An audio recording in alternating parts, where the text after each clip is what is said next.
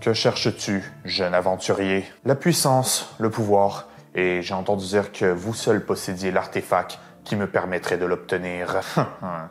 Tu t'es très bien renseigné, mon enfant. Je te présente le Dofus clair, engendré il y a plus de 1000 générations par le dragon légendaire Faralgram. Avec son pouvoir, il est dit que tu seras capable de toucher l'intangible, de frapper l'invisible et de sentir l'insensible. Alors c'est très gentil, hein? C'est très gentil, c'est un très joli Dofus, mais j'en ai déjà un. En fait, comme ça. Comment ça? Je l'ai acheté en hôtel de vente. En hôtel de vente? Je suis désolé, je pense que tu t'es fait arnaquer. Cet objet est unique. Nope, pas du tout. En fait, il est tellement facile à farm que, il est pas très cher. Je pourrais aller en chercher une douzaine là. Ma famille le garde depuis 50 générations. C'est mon ancêtre qui a soigné le dragon qui l'a pondu et qui lui a fait la promesse sur son lit de mort de ne jamais le laisser tomber entre de mauvaises mains. Je sais, j'ai lu la description. Mais écoute, bon, t'as l'air relativement gentil, hein? Et tu prends ta mission à cœur, ça, je respecte ça. Mais, ton item, il est juste horrible. Mais tu parles d'un œuf de dragon légendaire, quand même. Oui, justement, il est trop vieux. Je veux dire, la méta du PVP, elle a évolué depuis 2012. À l'époque, il était jouable. Mais aujourd'hui, très honnêtement, il y a des items beaucoup moins coûteux qui font exactement ce qu'il fait et bien plus encore. Mais c'est marqué sur le parchemin sacré que son pouvoir n'a aucun égal. Tu veux dire sur sa description d'item? Parchemin sacré! Bon... C'est le problème commun de tous les MMO, en fait, c'est que l'immersion, elle en prend un coup à la gueule. Salutationalisation et bienvenue à ce 58e épisode d'Analyse du Mal, l'émission où on parle des motivations et philosophies de nos méchants préférés. Oui, 58e.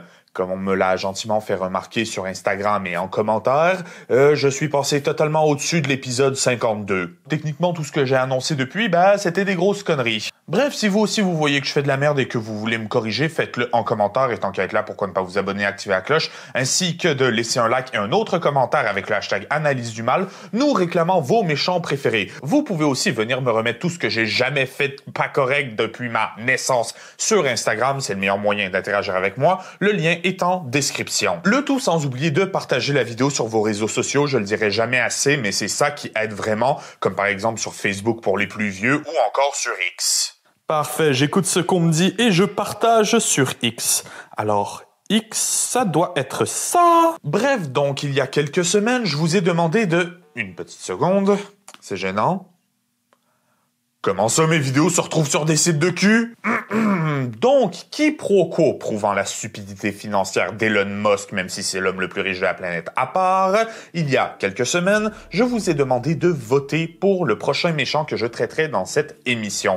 Et c'est Juliette du premier film Dofus qui l'a emporté haut la main. Ce qui m'a honnêtement surpris, je sais que la chaîne abrite beaucoup de fans de Avatar, alors je m'attendais honnêtement à voir Ama gagner, et on m'a demandé Vilgax assez souvent. Alors lui non plus, j'aurais pas été surpris, mais avec les commentaires que je reçois sur le sujet, voire sur Azazel en général ou sur Supernatural, le voir finir dernier, ça fait honnêtement très mal à mon petit Winchester. Aussi content le fait que Juliette, elle vient du film Dofus. Dofus, qui est un univers que j'adore, mais à chaque fois que j'en parle, les vues baissent. Drastiquement même. Mais surtout, Juliette est issue d'une œuvre autour de laquelle devait se dessiner une saga. Et une suite, il y en a simplement pas eu parce que les retours et surtout le profit du film n'a pas convaincu Ankama qu'il méritait un deuxième épisode. Ceci dit, Toth, le CEO d'Ankama, a pu revenir sur le livre 1 de Dofus en 2024 suite à la saison 4 de Wakfu. Il dira essentiellement qu'il pense que la non-rentabilité du film a principalement été causée à cause d'un mauvais horaire de distribution, qu'il y avait un avertissement pour les jeunes enfants, ce qui a pu limiter autant les sponsors que le support du film, et surtout, il devait quand même rivaliser avec Star Wars sur des plages horaires, alors ils l'ont repoussé en février, période qui est généralement assez difficile pour le cinéma. Mais il dira aussi que rétrospectivement, l'envie de continuer est là et que le projet est peut-être pas totalement mort. Si vous voulez donc voir la suite des aventures de Joris, Juliette, Jash et toute la clique, soyez sûr de partager la vidéo, soyez sûr d'en parler sur vos réseaux sociaux, soyez sûr de pousser à mort tout ce qui relate à l'univers d'animation Ankama et qui sait, des fois des miracles, ça arrive. Juliette, donc, c'est un personnage qui est très intéressant mais qui est très particulier aussi dans le contexte de l'histoire. Rares sont les personnages d'Ankama à avoir la prestance que présente celle que l'on appelle la bouchère de Brakmar. Si l'univers du monde des 12 c'est généralement balancé humour et drama, seule une poignée de personnages savent exploiter pleinement le côté plus sombre et sérieux de cet univers sans en devenir totalement émo ou encore insupportable et rabat-joie. Comme autres personnages qui présentent cette qualité d'écriture, on pense par exemple à Oropo ou bien sûr à... Non, pas encore. Il n'est pas encore temps. Et ce personnage, elle renferme des secrets. Elle renferme beaucoup de sous-textes et surtout une dichotomie intéressante. Dichotomie qui, aujourd'hui, va conduire nos points narratifs dans cette vidéo. La question sera alors, faut-il pardonner Juliette? Tout ça et bien plus encore aujourd'hui. Je vous rappelle donc de vous abonner, d'activer la cloche ainsi que de nous suivre sur Instagram et de laisser un commentaire, toujours avec le hashtag Analyse du mal pour le référencement. Le tout bien sûr en partageant cet épisode sur vos réseaux sociaux. Et aussi, je vais le dire haut et fort, mais on va spoiler le film Dofus. On va le spoiler comme un sale. Vous êtes donc avertis. Sur ce, maintenant que c'est fait, analysons le mal.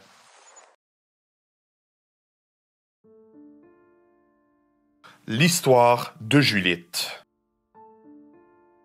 Dans la trame narrative du Cosmos, Juliette est un antagoniste particulier parce que, pour une fois, on n'a pas besoin de remonter à l'aube de l'univers pour comprendre ce qui l'a fait plonger dans le mal. Tout commence à la création du monde des 12, quand les 6 dragons du dieu Osama disent « Ah, sérieusement ?» Donc, pour la faire courte, le dieu Osamodas, qui est basiquement le dieu de la vie animale, et le dieu Sadida, qui est basiquement le dieu de la vie végétale, mais aussi du vaudou, vont créer respectivement 6 dragons et 6 poupées. Les 6 dragons tomberont amoureux des 6 poupées, ce qui va les faire pondre les 6 Dofus primordiaux, des œufs de dragon au pouvoir incommensurable. Gorgés de Wakfu, l'énergie primordiale qui donne vie à cet univers, les Dofus sont des objets qui sont aussi puissants que dangereux. C'est pour ça qu'après des millénaires va se mettre en place une tradition de les confier à un gardien. Et c'est sur Juliette que ça va tomber pour le Dofus Eben. Le Dofus pondu par le dragon noir Grugalo Rassalar, étant capable de taper dans sa puissance pour renforcer sa magie, Juliette deviendra une féroce hypermage. Prouvant que Juliette, c'est pas n'importe qui. Les hypermages, c'est une classe de magiciens à part qui est très puissante, mais qui, de manière générale, aussi tirent leur puissance du savoir, de la connaissance, et qui abordent la magie plus comme une science que comme les autres classes, qui sont basiquement des prêtres à la solde de leur dieu. Mais aussi surtout, Juliette, c'est une puissante sorcière dans Brakmar, la ville la plus malfamée du monde des 12, ce qui va lui valoir le doux surnom de bouchère de Brakmar. Brakmar et son opposé Bonta sont les deux camps opposés des plus grandes puissances politiques du monde des 12. Là où les Bontariens sont les anges défenseurs de la loi et de l'ordre, Brakmar est une ville cruelle remplie de démons et d'assassins. Alors pour mériter le surnom de bouchère de Brakmar, t'imagines à quel point Juliette doit être dangereuse. Et justement, on va pouvoir le prouver. En utilisant le pouvoir du Dofus Eben, Juliette prévoit raser Bonta et la réduire en cendres. Mais c'était sans compter sur l'intervention de Jaash Jorgen, le gardien du Dofus Ivoire pondu par Dardon Dakal, frère mais aussi opposé du Dofus Eben. C'est ici que ça se joue parce que Bonta et Brakmar, leur rivalité ne date pas d'hier. Elle date depuis l'aube de la civilisation où Jiva, émissaire du dieu Xelor, et Jol, émissaire du roi des démons Rushu, voulaient s'affronter et ont mis en place la plus grande guerre de l'histoire. Alors on se doute que les deux figures de proue qui ont été désignées pour être les leaders de ces deux armées sont plus que puissants et importants. C'est ici qu'entreront donc en conflit Juliette et Jaash. Mais ce n'est pas un combat contre les autres parce que les deux supermages vont se taper dessus pendant 69 jours durant. Nice. Nice. Nice. Nice. Et on ne sait pas pourquoi, mais à l'aube du 69e jour, les deux hypermages brisés, peut-être par un désir de paix, par un épuisement ou par le respect mutuel qu'ils ont appris à se vouer, tomberont amoureux l'un de l'autre et se marieront, nous offrant au passage une histoire d'amour mignonne, mais incroyablement troublante. Les enfants, aujourd'hui, je vais vous raconter une histoire. L'histoire de comment j'ai connu votre mère. Ça va être très long. Oui. Et est-ce qu'on est puni pour quelque chose? Mais non. Alors tout commence à l'aube de la planète, quand les 6 Dofus primordiaux furent pondus par les 6 dragons du dieu Osamodas. Papa Abrèche. On s'est tapé sur la gueule à mort pendant environ 3 mois non-stop dans une des plus grosses guerres de toute l'histoire du monde des 12. Et éventuellement, je sais pas, j'imagine que ça doit être ma façon de frapper ou sa façon d'encaisser les coups ou peut-être le setting romantique d'être entouré des cadavres et du sang de tous nos compatriotes et fiers amis qui nous a fait tomber amoureux l'un de l'autre. Est-ce que ça vous va comme histoire? Le résumé, il est assez court? Non?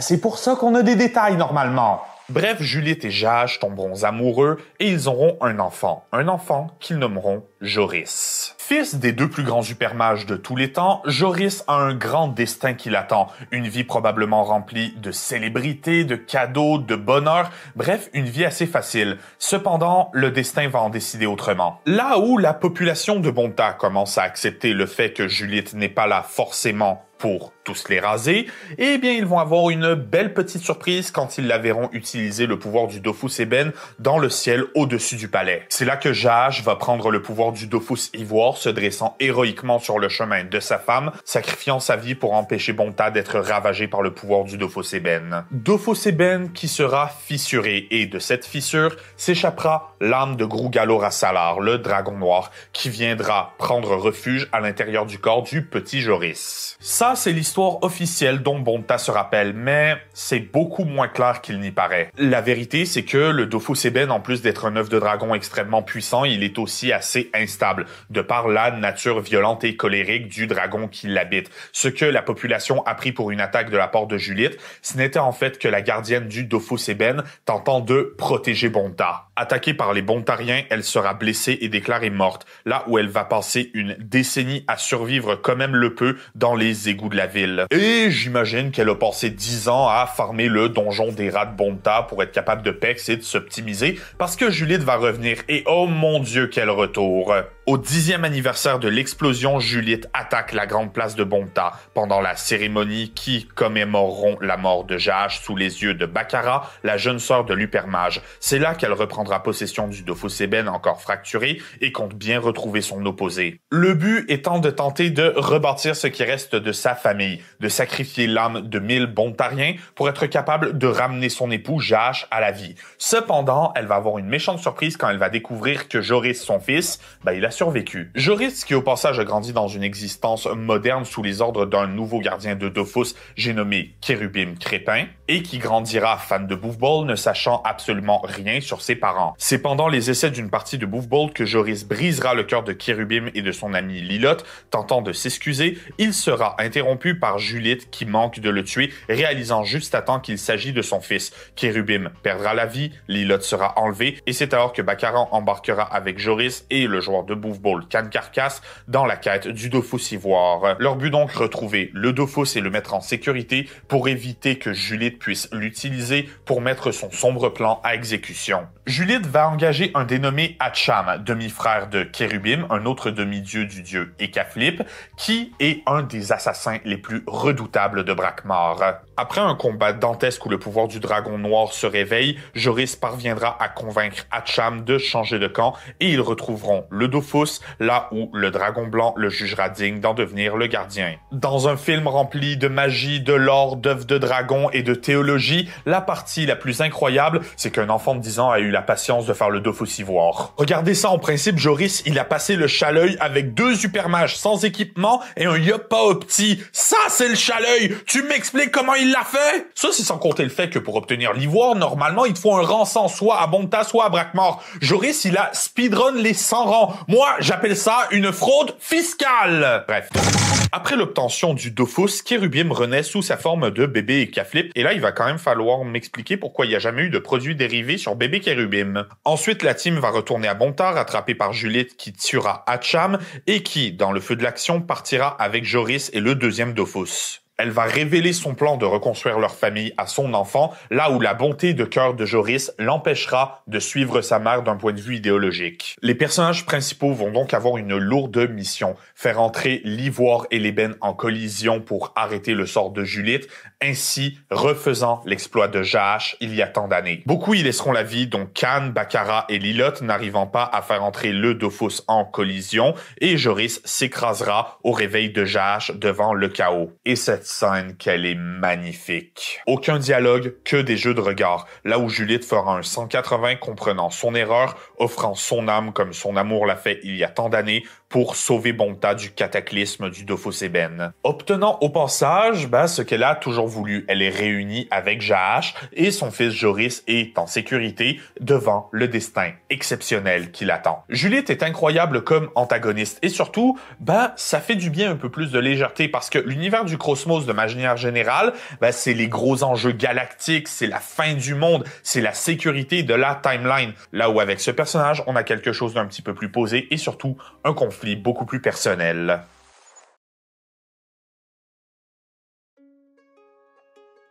La bouchère de Brakmar. Juliette, c'est une maman. Je ne pense pas choquer grand monde en rapportant ce fait. Mais là où ça devient incroyable, c'est qu'elle est principalement responsable pour avoir forgé Joris, canoniquement un des plus grands héros de l'histoire du Cosmos, tout en ayant, selon les standards de cet univers, des enjeux incroyablement bas. Pour illustrer mes propos, regardons c'est quoi généralement les enjeux qu'on retrouve dans cet univers. Kilby est un des premiers êtres de la création, maudit par la mémoire absolue de ses réincarnations antérieures. Sa quête de bonheur le pousse à tenter de réécrire la réalité elle-même, allant contre sa place dans l'univers. Oropo était un dommage collatéral de l'héroïsme, mais aussi de l'arrogance de Yugo, encore une fois tentant de défier les divinités elles-mêmes et de prendre leur place parce qu'il s'estime lui-même plus légitime. Même votre personnage dans Dofus est un héros anonyme et canoniquement mesuré à des démons, des dieux et des personnifications du concept de réalité en personne. Et ça vaut aussi pour le manga Dofus, ça va pour les OAV de Wakfu, ça va pour le lore, et après t'as Juliette qui débarque. Juliette prouve que c'est possible d'être un antagoniste qui est extrêmement bien écrit, tout en ayant des motivations qui soulèvent des enjeux assez bas, et puis qui, dans l'absolu, ça change pas grand-chose. Elle allait coûter la vie à 1 millier de personnes à Bonta, 1000 citoyens, sans dire que c'est pas grave, si tu prends l'absolu, c'est pas quelque chose d'aussi horrible. Bon d'accord, oui, c'est horrible, mais comparé à ce qu'on a vu avant et ce qu'on va voir après, il y a eu vachement pire. 1000 habitants à Bonta, probablement la plus grande métropole du monde des 12, une fraction d'une fraction de ses habitants. Je trouve que ça définit bien qui est Juliette. Elle n'est ni le grand héros d'une prophétie, ni l'antagoniste qui s'y mesure et qui est là pour détruire l'univers. C'est quelqu'un qui a un conflit personnelle et elle est une partie de l'histoire. Le tout en ayant des enjeux, des motivations et surtout des préoccupations qui semblent relativement communes. Elle suit ce que j'appelle le modèle John Wick. On est devenu des enfants totalement pourris, gâtés en termes de divertissement, là où Hollywood est obligé de mettre toujours des enjeux de plus en plus gros, de plus en plus intenses pour valoriser ses héros. Et ce, même avec des personnages comme Spider-Man, l'araignée sympa du quartier qui se mesure très tôt dans son histoire à des menaces universelle. Pas chez John Wick. John Wick, c'est simple. Le méchant a tué son chien, il veut se venger, il énerve les mauvaises personnes et il doit vivre avec les conséquences. C'est plus simple. Et des fois, plus simple, ça fait du bien. Simplement parce que t'as pas à t'inquiéter de comment est-ce qui s'est passé avant vient affecter ton histoire et surtout, comment est-ce que cette histoire va affecter le monde d'après. Parce que dans la trame narrative du Cosmos, des enjeux de ce niveau, c'est relativement rare. Dans le lore, sauf erreur de ma part, on fait très rarement référence à Juliette. On se rappelle plus du dragon qui a failli détruire Bonta dans le manga, on se rappelle du Xelor qui a tenté et même techniquement réussi de génocider le peuple Sadida, le tout en mettant le monde en grand danger, mais des antagonistes comme Juliette, de manière générale, ça prouve que le mal vient aussi à petite échelle. Ça ne le rend pas moins grave, mais ça le rend moins impactant. Et ça montre que tout le monde a une petite histoire à raconter. Ça nous montre la beauté dans les détails. Ça nous montre que, de manière générale, c'est pas parce que quelque chose n'affecte pas toute la planète que c'est pas intéressant. Quelle est donc la motivation de Juliette? C'est de retrouver sa famille. Et quand tu prends ça en contexte, ça me brise le cœur. Parlons de qui elle est. Juliette, c'est une grande hypermage de Brakmar, là où c'est confirmé qu'elle a appris la magie noire, quelque chose qui est tabou à Bonta. J'arrive pas à croire qu'elle va rendre la vie à Jaash. J'ai jamais appris ça à l'école des hyper bouffons. On n'apprend pas ça chez les hyper bouffons de Bonta, parce que ça, c'est de la magie noire. Ça fait partie de ce qui la rend dangereuse. Mais aussi et surtout, dans la série Wakfu, on voit comment les femmes sont traitées et comment elles vivent à Brackmore. Elles doivent se confronter à une mentalité moyenâgeuse, voire du temps des cavernes. Attention, vous venez d'être victime d'une hyperbole humoristique de catégorie 4. Je suis parfaitement conscient qu'aucune loi au temps des cavernes n'empêchait les femmes d'assister ou de jouer à un match de boufball. C'est pas à peine de m'attaquer et de spammer les commentaires pour me dire que j'ai tort, alors que dans les faits, tout ce que vous feriez, c'est souligner la fragilité de votre masculinité. Alissa Batin et les productions Azelrix tiennent à rappeler que le second degré est toujours à consommer avec modération.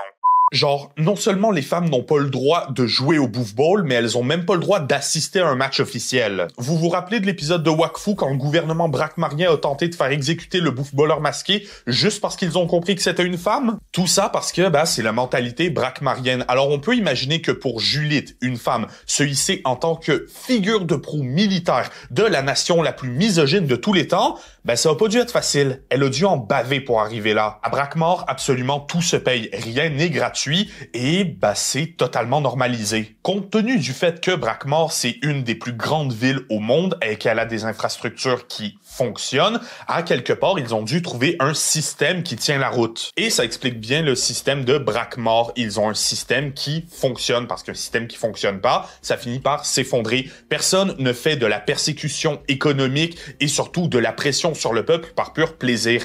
Ils le font parce que ça marche. Juliette en étant une parfaite représentation, c'est une femme qui, sur papier, n'a absolument aucun droit à Brackmore. Alors le fait de se hisser si haut dans la haute société et de devenir une des 6 personnes les plus importantes de la planète en étant la gardienne du Dofus Eben, ça prouve que à Brackmore, il y a aussi toujours une façon d'outrepasser le système. Que ce soit par l'argent, la corruption ou le pouvoir. À Brackmore, tu peux tout acheter.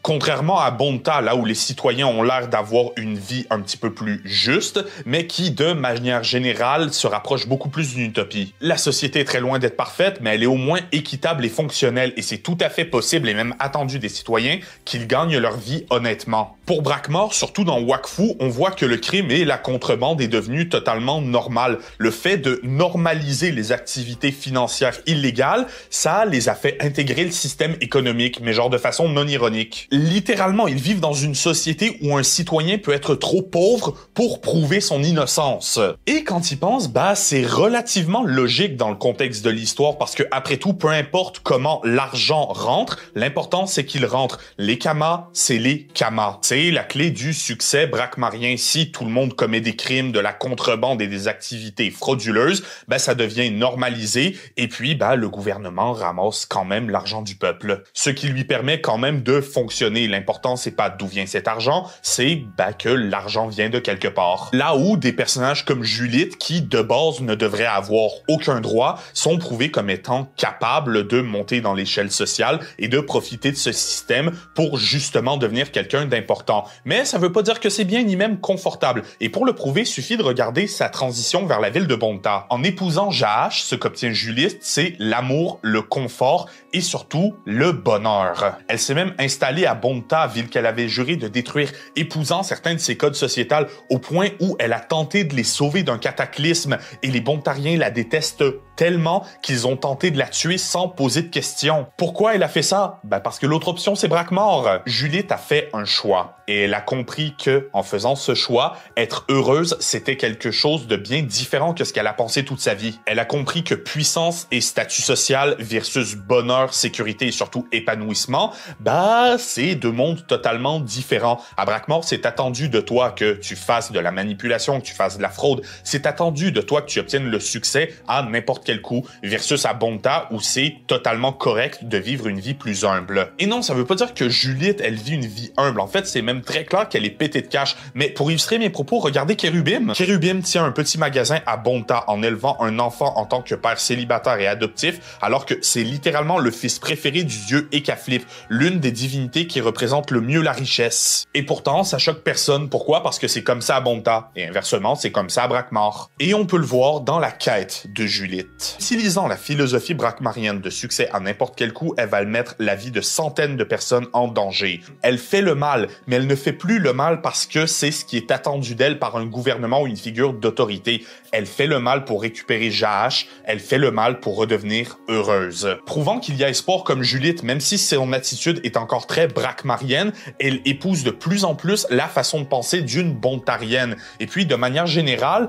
même si elle a failli causer un énorme cataclysme encore, elle a pas l'air de tenir tant de rancœur que ça à Bonta. Si oui, la colère s'installe en elle quand les gardes tenteront de la tuer, son but ultime reste de ramener Jaash à la vie. Sacrifier la vie des citoyens de Bonta, c'est pas forcément une vengeance. C'est comme ça parce que c'est comme ça. C'est le coût à payer. Elle a juste décidé que la sécurité des citoyens de Bonta ne la concerne plus. Pourquoi? Parce qu'ils ont tenté de la tuer. J'ai même pas l'impression que ce soit de la haine, c'est peut-être juste un manque d'empathie. Juliette, c'est un personnage qui, selon toute vraisemblance, n'a jamais été vraiment heureuse avant Jaash. Outre mesure, elle a peut-être eu de la reconnaissance de la part de Brakmar. Juliette était à peine son nom, on la connaissait comme la bouchère de Brakmar. Elle était plus une personnalité et un personnage qu'une personne. Une machine à tuer qui n'existe que pour voir Bonta brûler, jusqu'à ce que Jaash arrive et fasse ressortir l'humanité en elle. Soutenue par leur combat où, sous les coups de Jaash, sa coquille sombre se brise, laissant voir son véritable visage,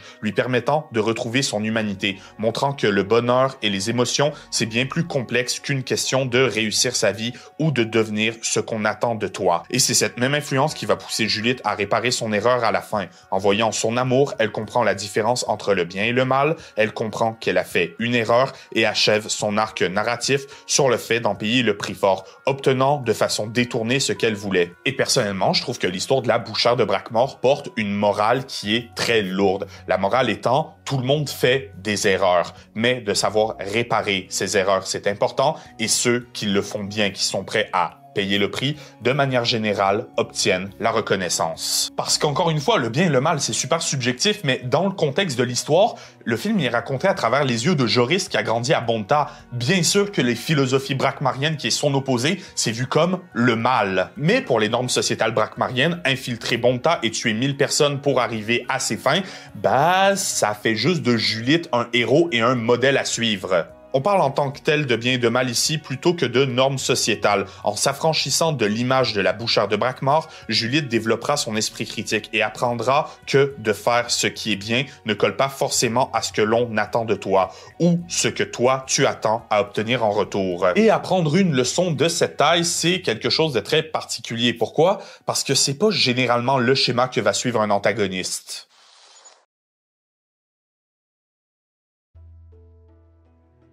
L'héroïne de son histoire.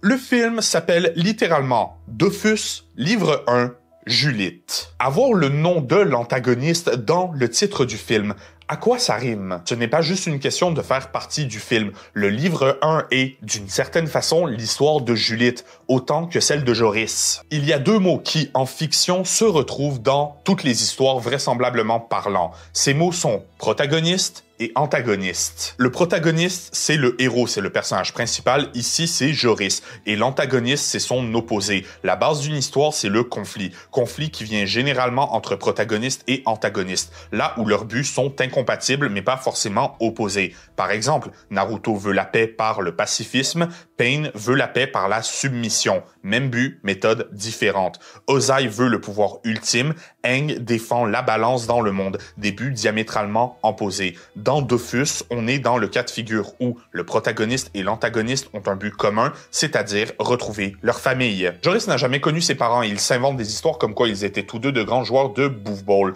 Façon un petit peu de se cacher derrière cette image parce que tout ce qu'il veut, c'est avoir une famille. Alors maintenant, ta mère aussi était championne de bouffe-ball? Ouais, je me suis dit que c'était plus classe comme ça. Boris Bristonner pour Pupus. Vous savez, c'est facile pour moi. Je suis le fils d'un grand champion. Et c'est relativement la même chose pour Juliette. Elle veut retrouver sa famille. La différence étant qu'elle est prête à sacrifier 1000 âmes pour y arriver. Un sacrifice que Joris n'envisagerait même pas. Cependant, ce qui marche pour l'un marche aussi pour l'autre, parce que Dofus livre 1 Juliette fait partie de ses œuvres où si tu racontes l'histoire du point de vue de l'antagoniste, ce serait 100% son histoire. Épousant les mêmes idées scénaristiques que Tai Lung dans Kung Fu Panda, un méchant écrit comme un héros, et pour comprendre ce que ça implique, il faut se tourner vers l'histoire la plus célèbre au monde, le voyage du héros. Si vous êtes familier avec la chaîne, je n'ai pas besoin de vous présenter le voyage du héros, aussi appelé théorie du monomythe, mais on va quand même faire le tour vite au cas où. C'est une théorie selon laquelle toutes les histoires suivent le même schéma narratif,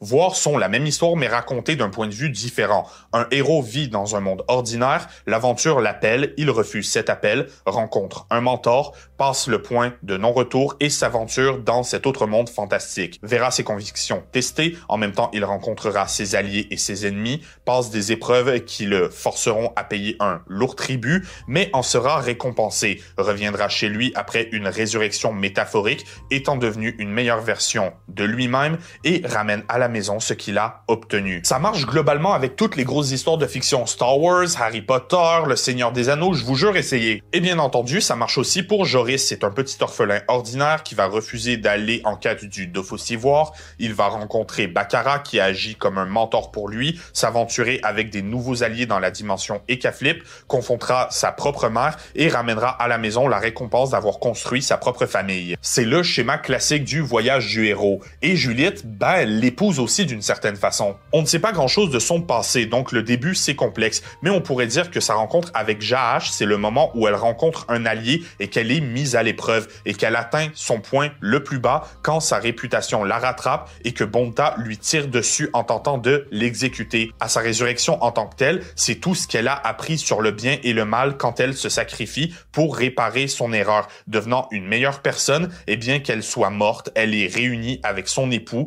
et c'est ce qu'elle a toujours voulu. Je sais pas si on peut vraiment parler d'arc de rédemption dans ce cas-ci, parce que le fait étant que Juliette, elle a surtout eu une prise de conscience, elle est morte dans la minute. Mais selon les standards du film et comment il présente le bien et le mal, Juliette s'est définitivement améliorée. Elle est passée de être prête à sacrifier 1000 personnes pour être heureuse à être prêt à sacrifier son bonheur pour sauver 1000 personnes qu'elle a mises en danger. C'est une amélioration. Et l'amélioration, c'est la base du voyage du héros. Toute bonne histoire commence avec un héros qui présente un ou plusieurs défauts fataux qui vont l'empêcher d'évoluer. Et c'est en se mesurant à l'antagoniste que le héros apprendra à faire des sacrifices, à réfléchir, à penser avant d'agir. Et c'est comme ça qu'il va corriger ses défauts et s'améliorer. Par exemple, Aang, au cours de son voyage d'Avatar, a appris à prendre ses responsabilités et à employer les moyens nécessaires pour faire ce qui est bien. Le tout en continuant d'épouser ce que les moines lui ont appris et en étant l'avatar qu'il a besoin d'être. Harold, lui, a appris à utiliser son intelligence comme un atout principal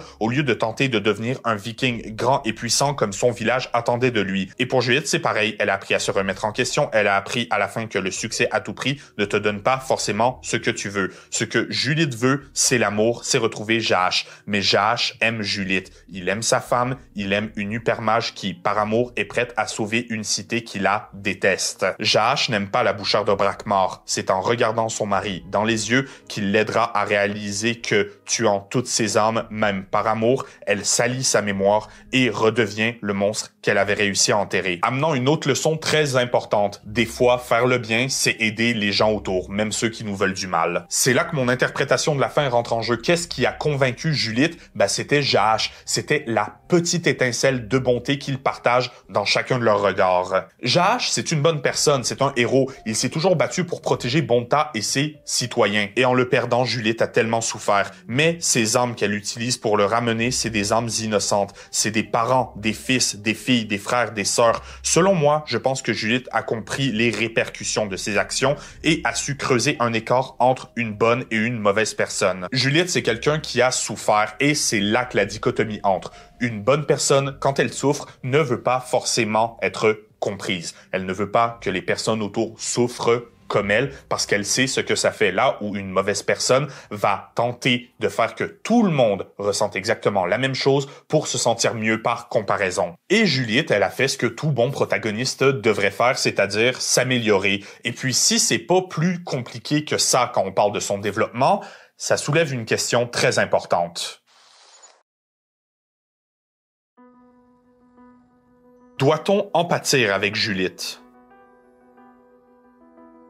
L'empathie est la base de toute relation, amoureuse, amitié, même avec un collègue de travail. Et dans un sens, l'empathie réussit à n'être ni complètement compatible, ni complètement incompatible avec le concept de pensée pratique. Imaginez-vous, au quotidien, côtoyer quelqu'un comme ça.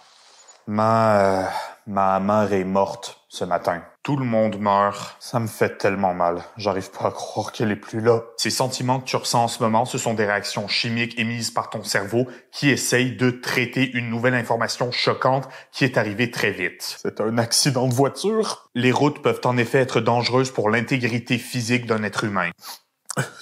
Excuse-moi, je crois que je vais pleurer. Le fait de pleurer est une réaction naturelle de ton corps qui lui permet de faire sortir tes émotions, le tout pour reprendre le contrôle de ta vie plus facilement. En plus, je fais quoi moi maintenant? Je dois l'annoncer à mon frère et ma sœur? Tu n'en as pas besoin parce que les forces de l'ordre qui ont dû intervenir et les travailleurs de la santé qui ont pris la situation en charge vont devoir le faire pour toi parce que ça fait partie de leur description de tâche. Elle avait à peine 50 ans, c'est jeune pour mourir. Même s'il est un petit peu en dessous de la moyenne, je suis désolé de t'apprendre que le nombre d'années passées à vivre n'affecte en aucun cas les chances de survie à un accident d'une force suffisante. Au moins, mon patron m'a donné la journée de congé pour que je puisse m'en remettre. C'était la bonne chose à faire. Ton cerveau est submergé d'émotions et cela pourrait affecter ta productivité au travail. Ok, est-ce qu'un peu d'empathie, ça te tuerait? Non, le fait de démontrer un peu d'empathie ne mettrait pas fin à mes jours. Je suis simplement en train de te présenter les faits comme ils sont pour que tu puisses comprendre ce qui est arrivé à ta mère. Vous voyez absolument aucune méchanceté gratuite, absolument aucune agressivité, que des faits qui sont présentés, sans empathie, ignorant les sentiments de son interlocuteur. Il y a rien de mal techniquement là-dedans, mais même moi, j'ai envie de me frapper à la gueule. Et en même temps, tu me diras, quand tu connais mes tendances autodestructives, c'est pas si surprenant que ça. Je te hais, tu me dégoûtes.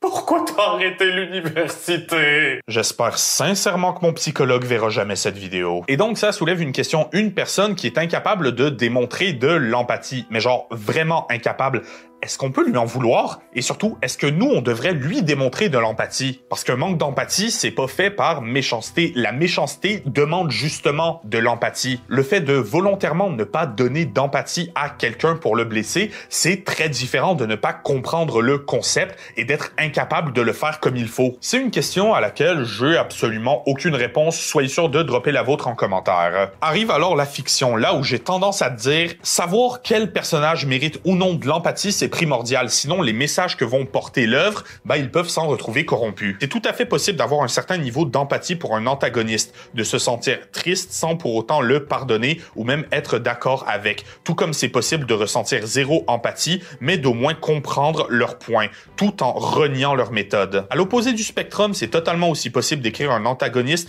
pour qui personne ne ressentira d'empathie. Et on sait que ça marche quand on applaudit la mort d'un enfant de 14 ans. Parce que c'est assez faible et dangereux narrativement parlant de se retrouver avec un personnage qui est écrit pour qu'on empathise avec, mais qui en devient juste énervant. On peut penser par exemple à Sasuke, personnage connu pour ses longs discours sur la souffrance qui le rendent beaucoup plus agaçant qu'empathique, et surtout qui est connu pour le développement de personnage le plus catastrophique de l'histoire de la Japanimation. Et c'est là que tous les Dark Sasuke d'Internet se déchaînent en commentaire. Si vous avez quelque chose à dire de constructif, faites-le donc sous la vidéo, et si vous voulez juste râler, je vous attends aussi, vous le savez, je prends ma douche dans vos larmes. Mais le pire, selon moi, c'est l'autre côté de la médaille. C'est ces antagonistes qui nous font ressentir de l'empathie alors qu'on ne devrait pas du tout. Genre dans 13 Reasons Why, que je me permets de déterrer ici des méandres d'Internet, là où la saison 4 nous fait énormément empâtir avec le personnage de Monty, alors que c'est un bully sous stéroïdes qui a quand même commis une tentative de meurtre dans la saison 2, et là, je peux même pas vous parler de la scène qui suit, mais vous savez exactement de quoi je parle, et vous savez exactement pourquoi j'ai plus jamais retouché une mop. Il va avoir au cours de la saison 3 tout un arc autour du fait que son père n'a jamais accepté sa sexualité, qu'il a toujours été très dur et violent sur lui et qu'en fait, au fond, c'est juste quelqu'un qui a besoin d'aide. Oui, parfait, d'accord, mais d'un point de vue narratif, la série me fait empâtir avec ce sociopathe Et je ne devrais pas me sentir comme ça. C'est ce qu'on appelle de la mauvaise écriture. Si bien que dans la saison 3, quand Monty va en prison et finit par se faire poignarder à mort, honnêtement, une fois l'effet surprise passé, les personnages autour qui regrettent, qui se sentent mal pour lui, ça devient plus énervant qu'autre chose, voire illogique. Et c'est selon moi la meilleure façon de reconnaître si un antagoniste mérite oui ou non notre empathie.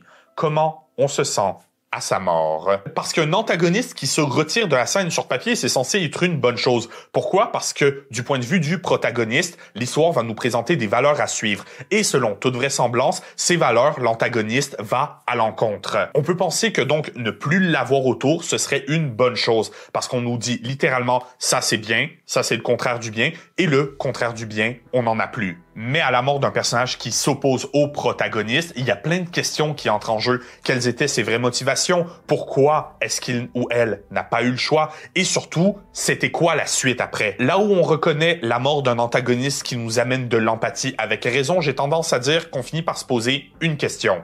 Est-ce que ça aurait pu finir autrement? Prenant tout ça en compte, pour Juliette, à sa mort, j'étais mitigé. Juliette, c'est une femme qui a trahi tout ce qu'elle a toujours connu à Brackmore par amour pour Jaash et par prise de conscience. Au point où elle a tenté de sauver Bonta, ville qu'elle avait juré de détruire, et que les Bontariens lui ont craché à la gueule, la tuant presque et la forçant à vivre dans les égouts pendant une décennie. C'est très difficile de ne pas se sentir mal pour Juliette, ou au moins de comprendre d'où viennent ses motivations. Mais après, elle va quand même attaquer Bonta de plein fouet pendant un événement où il y a des civils. Civils qui risquent d'être blessés alors qu'elle aurait pu le faire à un autre moment. Ça, c'est difficile à défendre. Juste avant de quand même essayer de tuer Joris, et elle s'est arrêtée pas par prise de conscience, mais parce qu'elle a réalisé que c'était son fils. Joris? C'est impossible. Si ça n'avait pas été son enfant, elle l'aurait sacrifié pour récupérer l'âme du dragon noir. Ça, c'est sans parler du fait qu'elle n'hésite pas à se servir de Lilotte, une autre orpheline, comme otage et comme monnaie d'échange, et à démonter Baccara, la sœur de son époux. Tu diras à Joris de sortir de sa cachette rapidement s'il ne veut pas que Lilotte subisse le même sort que Kérubim. Trop tard, petite Baccara. Tout est joué. Baccara qui a un excellent développement de personnage et on en reparlera une autre fois, c'est promis, soyez sûr de me dire en commentaire si ça vous intéresse. Mais de l'autre côté, ce que Juliette tente de faire, ça reste juste de reconstruire sa famille et d'être heureuse. Le problème, c'est le coût qui est à payer. Le coût ici étant, et 1000 personnes vont perdre la vie. C'est à la fin qu'elle réalise justement qu'elle a fait une erreur grâce à Jaash et qu'elle la répare, payant le prix fort. Alors en pâtir avec Juliette, c'est possible, mais dans le contexte de l'œuvre, c'est très difficile de se dire que c'est pas là que ça aurait dû finir. En la voyant mourir, on se demande bien entendu est-ce que ça aurait pu finir autrement, mais son comportement, ses motivations nous rappellent que peu importe le bon qu'il y a en elle, Juliette reste une méchante, une antagoniste. Dichotomie intéressante à chaque épisode, je le dis bien entendu, parce que le bien et le mal, c'est un axe. Juliette montre que c'est possible de se sentir désolé pour n'importe qui. Même une mauvaise personne. Le tout bien entendu si on accepte que Juliette est une mauvaise personne, parce que, je l'ai dit plus tôt, elle a grandi à Brackmore. Et autant sans dire que c'est une justification, on a juste un côté de l'histoire. De la façon dont le film est écrit, Bonta c'est gentil, Brackmore c'est les méchants. D'accord, mais du point de vue d'un Brackmarien, les Bontariens, ils ont tiré sur Juliette. Juliette qui essayait juste de les aider au passage. On peut justifier ça en disant c'est un quiproquo. On peut le faire. Mais Bonta, historiquement parlant, ils se sont impliqués dans la guerre contre Brackmore, ils se sont impliqués dans de multiples conflits, et ils n'ont eux non plus pas hésité à mettre le monde en danger en utilisant un des Sidophos primordiaux comme arme. On arrive ensuite à Jaash, le modèle du citoyen bontarien, mais du point de vue du monsieur, madame, tout le monde brackmarien, on sait pas, peut-être que Juliette est une source d'inspiration et un modèle à suivre, là où Jaash est simplement le visage d'une nation persécutrice et dangereuse. Alors on peut se sentir mal pour Juliette. Peut-on en pâtir avec elle? Oui, bien entendu, totalement. Sans pardonner tout ce qu'elle a fait, on comprend qu'elle a tenté de changer, s'est fait rejeter et est retombée dans les ténèbres après avoir compris que Bonta, son ennemi de toujours, ne la considérera jamais comme une alliée. Mais Bonta, Brackmore, la militarisation, la politique du monde des 12, on peut croire que le problème vient de là, d'un système corrompu, alors que dans les faits, il est beaucoup plus ancien.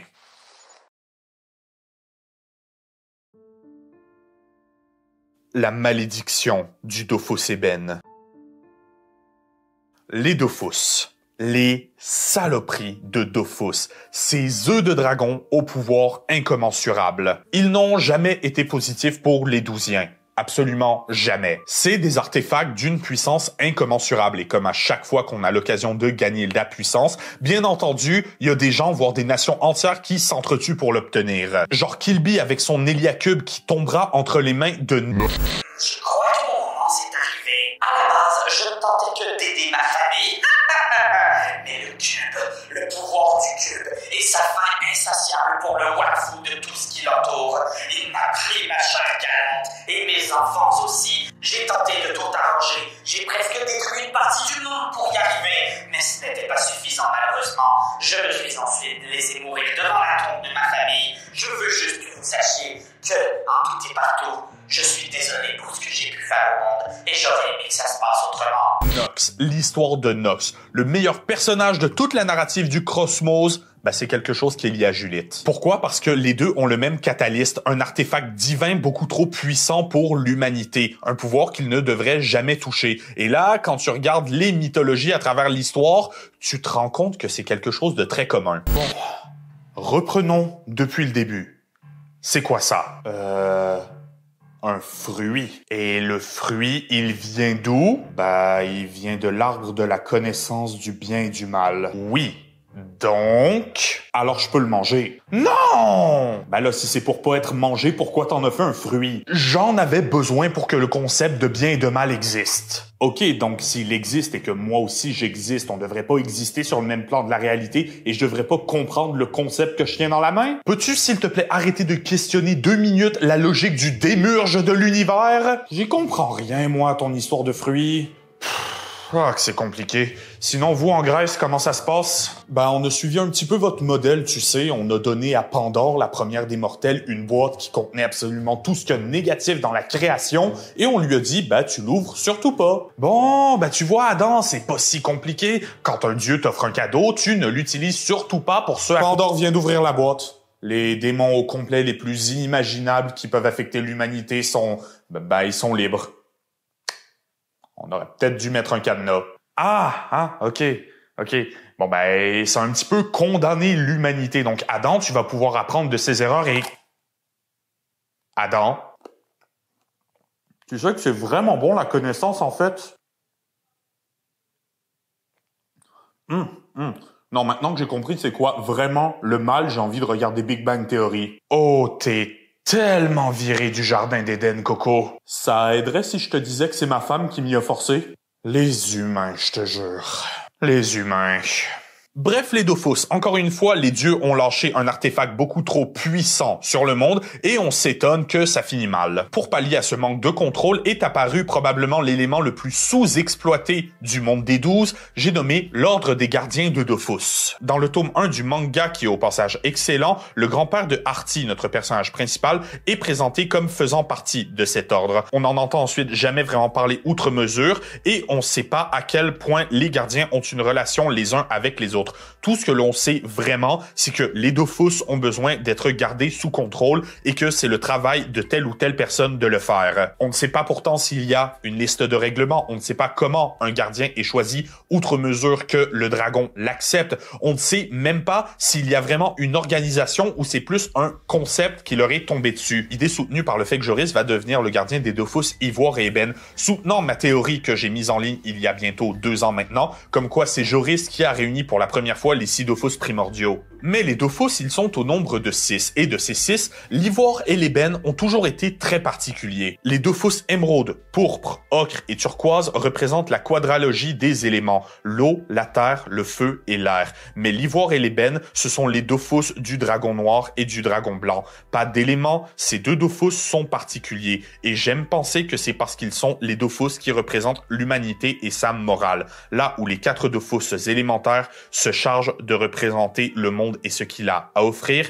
la matière, les éléments, ce qui le compose, les jumeaux noirs et blancs représenteraient notre choix, notre libre arbitre, le bien et le mal, l'ombre et la lumière. Idée qui se reflète énormément sur leur effet en jeu. Le Dofus Ivoire est un équipement principalement défensif, offrant 4% de résistance dans chaque élément de frappe, réduisant les dommages reçus d'une attaque sur 5. Là où son opposé, le Dofus Eben, est pleinement offensif, boostant les attaques au corps à corps quand on frappe à distance et vice-versa, donnant aussi la possibilité d'appliquer un poison sous forme d'auto-attaque qui fait du dommage supplémentaire tous les 2 tours. Le Dofus du Dragon Blanc protège, le Dofus du Dragon Noir attaque. Intéressons-nous donc à leur description pour voir est-ce que c'est justifiable dans le lore. L'Ivoire est un Dofus qui dépeint la certaine fierté de Dardon Dakal. Il est dit qu'il le polit tous les matins versus le Dofus Eben créé par le Dragon Noir pour avoir un ami dans sa solitude, se rappelant que malheureusement l'œuf de dragon ne parle pas. Ça se voit aussi dans leur création à partir du Dofus Ivoire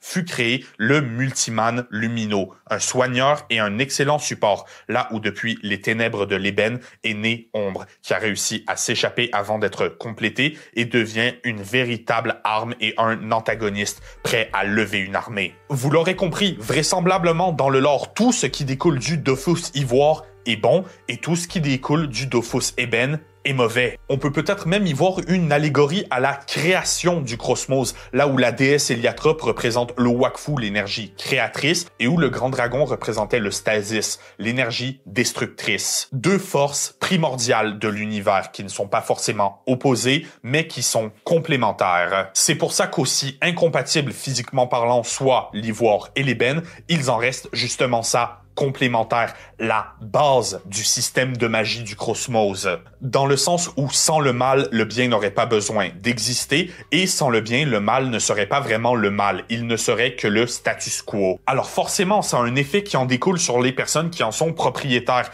et quand ton travail, c'est littéralement de le garder auprès de toi, on peut imaginer les dommages que ça va faire dans le cas du Dofus Eben. Jash, gardien de l'Ivoire, force ultime de la lumière, et Julite, gardienne de l'Ében, force ultime des ténèbres, là où la bouchère de Brackmore a probablement le rôle le plus important de tous les gardiens de Dofus, parce que l'émeraude te donne de la vitalité, l'ivoire de la résistance, le turquoise et le pourpre te permettent de frapper plus fort, et l'ocre, il te donne plus de Wakfu avec son ajout en PA. Mais l'Ében, en plus de renforcer votre fuite et vos coups, il déclenche un poison, un auto-damage. Et si c'est avant tout une mécanique de gameplay, c'est facile d'interpréter cela comme le pouvoir de Grugallora Salar qui se déchaîne. Selon cette interprétation, donc, les 5 autres Dofus primordiaux, leurs gardiens, le travail qu'ils ont, c'est de les empêcher de tomber entre des mauvaises mains. C'est de les empêcher d'être utilisés par quelqu'un qui a de mauvaises intentions. Je sais que tu ne m'utiliseras pas à mauvais escient. Tu as des valeurs, Joris, et crois-moi, c'est ce dont ce monde a le plus besoin. Et c'est le travail aussi du gardien du Dofus Eben. Mais il y a quelque chose d'autre. Le gardien de l'Eben, son travail, ça reste avant tout de l'empêcher de se déchaîner, de contenir son pouvoir et de l'empêcher de tout ravager à cause du chaos et de la colère qui l'habite. Exactement ce que Julite va tenter de faire avant de se faire descendre par les Bontariens. Et c'est au Dofus Ivoire qu'il faut faire appel pour calmer l'Eben, sacrifiant au passage la vie de Jash. Là où c'est montré aussi dans le caractère des dragons, là où Dardon Dakal est assez espiègle et suffisant, un peu arrogant sur les côtés, mais quand même, son frère Grugallora Salar est craintif, sauvage et violent. Je sens sa peur. Il a même plus peur que moi. Idée pas inconnue jusque-là dans le cosmos, selon Kilby lui-même, les dragons noirs ont toujours eu un tempérament très ardent, et Grugallora Gran ne faisait pas exception à la règle. Dans le cas de Grugallora Salar, lui et son Dofus sont des forces primordiales de la nature, que son gardien ici, Joris, va devoir apprendre à garder sous contrôle, à dompter, exactement comme le faisait Julite. Ne peut-on donc pas commencer à creuser un parallèle entre les dragons et les gardiens de leur Dofus, plus particulièrement entre Grugallora Salar et entre Julite. Des forces du mal dans l'univers, mais aussi des forces rejetées. Méchants, non pas pour être méchants, mais parce que c'est ce que l'on attend d'eux. Pour illustrer mes propos, laissez-moi vous parler du lore de Grugallora Salar. Avec son fils Crocoburio, le dragon noir va attaquer Bonta, défendu alors par Krulaklakos, un autre dragon blanc, frère de Dardon Dakal, qui va tuer Crocoburio devant les yeux de son père, qui va le suivre dans la mort. Bien sûr, les dragons sont techniquement immortels, mais pour pour leurs enfants, c'est beaucoup plus complexe. On a donc une grosse figure reliée au Dofus Eben, ici Grugalo Rassalar, qui se retrouve à perdre un enfant, exactement comme Julite a perdu Joris. Le tout, encore une fois, résultant d'une attaque contre Bonta et étant mis au passage à l'épreuve par un dragon blanc. Et ce dragon blanc, c'était qui? C'était le frère de Dardon Dakal. On peut penser que ça fait écho au combat que Julite va devoir mener contre Bakara, la sœur de Jaash. Julite ici va même y trouver la mort, mais ironiquement, c'est dans cette mort que se dessine la différence entre elle et le dragon. Si leur histoire se font écho, Julite a réussi à briser le cercle de violence, non pas mourant sous les coups d'une force ultime du bien, mais en écoutant sa part de lumière, en réparant ses erreurs. Ça nous fait nous poser la question, ne peut-on pas apprécier davantage la mission d'un gardien de l'ébène? Ne peut-on pas comprendre sa difficulté? Et surtout, je vous laisse sur cette interrogation. L'Héliacube, les Dofus et autres objets millénaires divins, combien de vies doit-on laisser ruiner avant de réaliser que leur place n'est pas entre nos mains, mais bel et bien dans les étoiles, très loin du monde des 12?